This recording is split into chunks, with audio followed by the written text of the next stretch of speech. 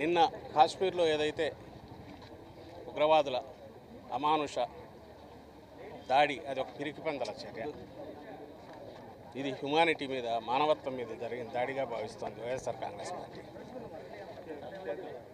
వారి ఆత్మకు ఈ దుస్సాహసం వాళ్ళు చేసిన దుస్సాహసంలో ఈ దుస్సంఘటనలో మరణించిన వారి ఆత్మలకు శాంతి కలగాలని ప్రార్థిస్తున్నాం. అలాగే ఆ కుటుంబాలకు ప్రగాఢ సానుభూతి తెలుపుతుంది వైఎస్ఆర్ కాంగ్రెస్ పార్టీ. ఈరోజు ఈ క్యాండిల్ ర్యాలీ ద్వారా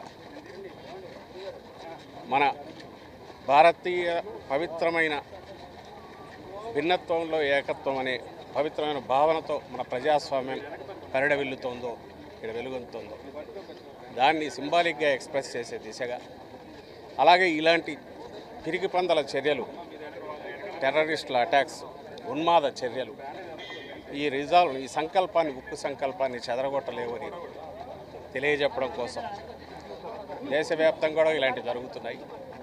ఇలాంటి వాటిలో వైఎస్ఆర్ కాంగ్రెస్ పార్టీ ఎప్పుడు ముందుంటుంది. అధ్యక్షుడి ఆదేశాల మేరకు, ఆయన నిర్ణయం మేరకు ఈరోజు ర్యాలీలు జరుగుతున్నాయి. అలాగే మన రాష్ట్రంలో కూడా 2 కుటుంబాలు వాళ్ళ ఆప్తులను కోల్పోయాయి. అక్కడికి మా సీనియర్ నాయకులు వెళ్తున్నారు. ఈ కష్టకాలంలో వాళ్ళందరికీ